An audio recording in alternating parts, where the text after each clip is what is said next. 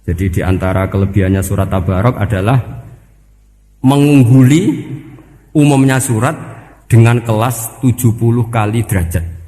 Jadi keunggulannya surat Tabarok itu bisa darajah di bawah surat-surat yang lain. Sudah, ini surat Tabarok agak panjang. Tapi alhamdulillah dari semua itu surat Tabarok itu kalah mbek Qul huwallahu ahad. Jadi ini nikmat terbesar kita. Karena enggak perlu Tabarok, saiki porsi ini diturunkan jadi apa? Qul. Makanya banyak tarawih main apa? Qul. Itu bukan cari cepet, itu dalile musalsal ila Rasulillah sallallahu alaihi wasallam. Jadi ada sahabat itu kalau ngimami main Qul. Di Indonesia masih mendingan Qul nya rakaat kedua ya. Itu enggak sahabat ini rakaat pertama ya Qul, kedua ya Qul. Masih mendingan di Indonesia dipakai selingan rakaat kedua. Singkat cerita sahabat yang makmum ini lama-lama mangkel, matur, ya Rasulullah, ini orang yang kau pasrai jadi imam itu sering main Qul. Akhirnya Nabi memanggil, ya Fulan, kenapa kamu suka baca Qul? Li'annaha sifatur rahman, karena dalam surat Qul itu semuanya menerangkan sifatnya Allah Ta'ala. Maka saya suka itu.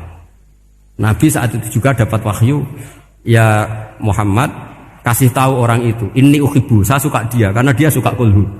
Wah, itu aja hafalkan itu. Jadi itu riwayat yang lebih menggembirakan itu. Jadi enggak usah Tabarok, cukup apa? Qul. Dan itu lebih mutawatir. Makanya dalam legenda dunia kiai itu kan ini ada cucunya, ada cucunya Sayyidina Ali. Tuh, siapa yang bisa khatam Quran sekian menit? Yang menang Sayyidina Ali ya, karena baca Qul sampai 3 kali. Yang dianggap takdilul Quran, sudah sama dengan baca Quran. Jadi ini ijazah terakhir, ini jadi porsinya tambah turun. Saya itu suka. Saya itu punya banyak penggemar lah di Jogja, di Jakarta. Memang agama ini harus mudah. Saya itu kalau baca Qul itu sampai nangis. Nangis saya bukan karena faham atau haru, itu enggak. Sebaik itu Allah. Masa gara-gara hafal Qul, main Qul dicintainya? Ya karena memang Allah itu benar-benar zat yang baik. Makanya saya punya teman itu kurang ajarnya, Masya Allah. Kalau tes ditanya rukun Islam berapa, nawaqidul wudu berapa, muftitatus sholat berapa, semuanya dijawab la ilaha illallah. Terakhir ditulis kafir Pak, sama nyalano iki. Nyalano la ilaha illallah kafir apa ndak? Gurunya bingung kan akhir. Di ek iku la ilaha illallah kok di ek. Akhirnya bocah diceluk, "Cung maksudem piye? Mun sampean wani ngek Pak, kafir Pak." Akhirnya sudahno ribet-ribet. Pertanyaan apa tuh? Ma mubtilatus sholat ya la ilaha illallah. Nah gitu wudu ya. Tapi jangan tiru lho. Lah gurune kok ngek gak wani, kafir. Siapa yang berani ngek la ilaha illallah? Yo ana meneh sing mboweli. Angin belinge itu disurati wong tuane. Kalau nu mondok sarang era kuno, jadi ijek lugu wong. Surati wong tuane, kowe gak susah, wong tuamu disurati. Tenang ya Gus, bapakku buta huruf. Jadi wis disurati, gak ngefek wong bapake buta huruf. Nah, di Islam, saya ulang lagi di Islam. Dengan tanda kutip kesalahan-kesalahan kecil gini ku zaman Nabi, sahabatnya Nabi, iku kabeh udah berkah. Makanya enggak ada ilmu sebarokah kayak zaman Nabi. Wong goblok wae dadi berkah. Sampai Nabi ngendikan aksaru ahlil jannah al-bulu, akeh-akeh penduduk swarga iku wong goblok. Mergo wong goblok iku piye? Apa dimangkeli iku ya gaweane pangeran. Nabi itu pernah disomasi wong goblok. Itu ya piye? Nabi kan cerita kiamat tuh gini. Yang kemarin enggak jadi itu. Terus kiamat di Indonesia kan berapa kali ya? 999 terus 2000 berapa? 12 terus Jumat apa kan sering mau ada kiamat tuh. Saya sering ditanya tamu, Gus, ngenteni kiamat teng pundi? Entah ini ngene barang aku aneh-aneh. Mungkarwan layak alamuha illahu bokas-bakas. Nak misalnya tenan piye, Gus? Ya tenan sing enek kowe sik, anak aku gak.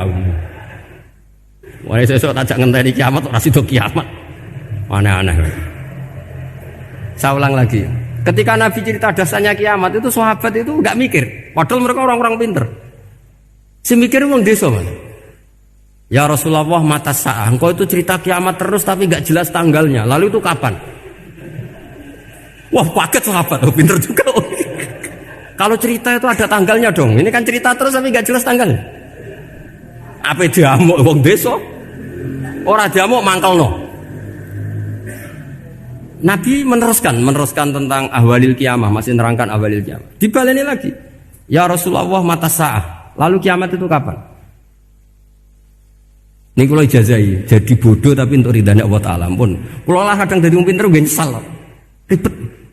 Kongkonan ini, kongkon Pak Najib barang ini akhirnya. Gara-gara pinter. Padahal kok ya wong bodoh lah mlebu swarga, ribet kan? Direwangi dadi wong alim, sebelum kok wong bodohne ya melok mlebu swarga. Wong gelombang kedua itu pengumumannya siapa pencinta Nabi, pencinta wong alim masuk swarga.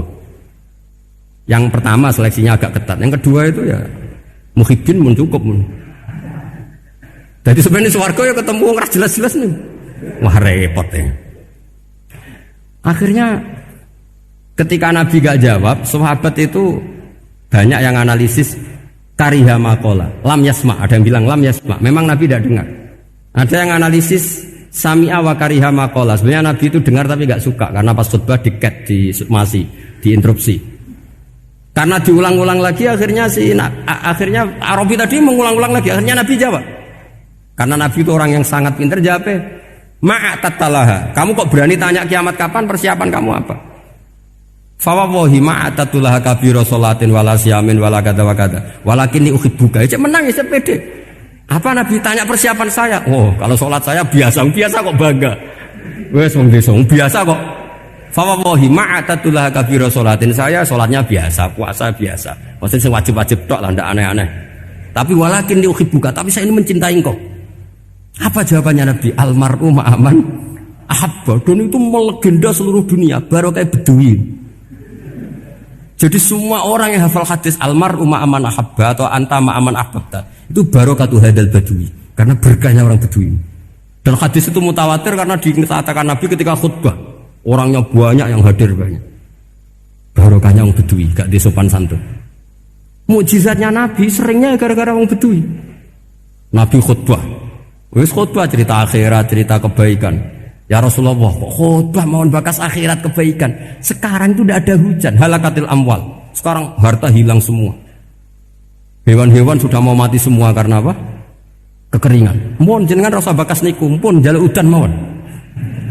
Nabi langsung Allahumma wah langsung udan tuwres. Nak jari ulama lah, Nabi berodok gelas putih udan seminggu nganti akhirnya sapi ini aku gak mati krono kehausan tapi kelentir. Parani nek Nabi nuli ora ngrasa salah paren ya Rasulullah. Wong kula yo donga udan ben ra mati, saiki mati tenggelam. Mun lereni santai wae. Akhirnya Nabi itu nuruti meneh. Allahumma hawalena wala alina Allahumma alal akam wa dzirab terus. Di wong desa. Betapa barokahnya wong desa iki orang tahu. Betapa Rasulullah itu sekali ngendikan alam itu harus tunduk. Jadi min mu'jizati Rasulullah sallallahu alaihi wasallam itu sekali ngendikan alam itu harus ngikuti.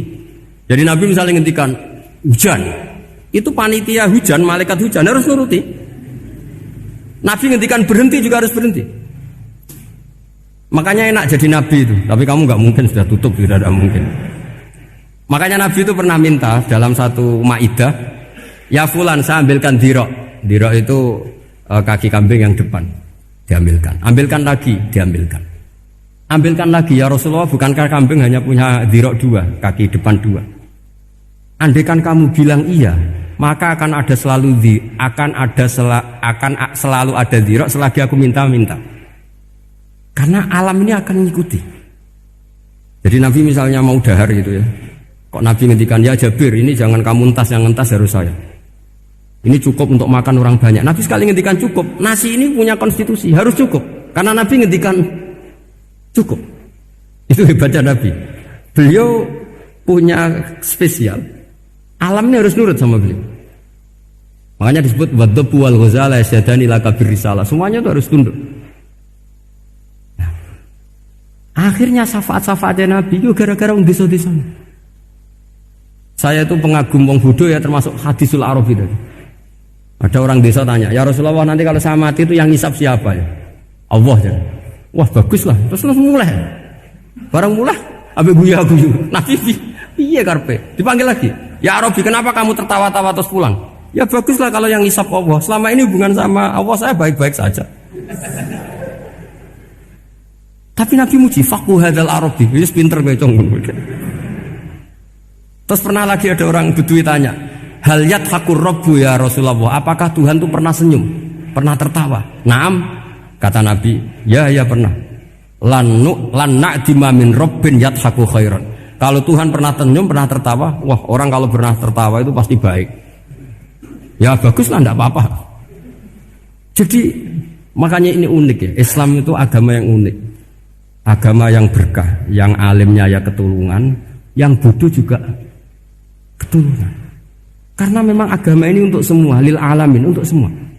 Maka kata Imam Ghazali, Allah mengutus Nabi itu diutus ke raja-raja, diutus ke pedagang, diutus ke aromil, diutus ke fuqara, diutus ke birokrat, diutus ke apa saja. Ila jami'i sunufin nas, ila jami'i asnafin nas. Bahwa semua yang mengapresiasi kenabiannya Nabi itu mulai raja, pedagang, PNS, birokrat, orang miskin, orang apa saja mengapresiasi dakwahnya Rasulullah Shallallahu Alaihi Wasallam.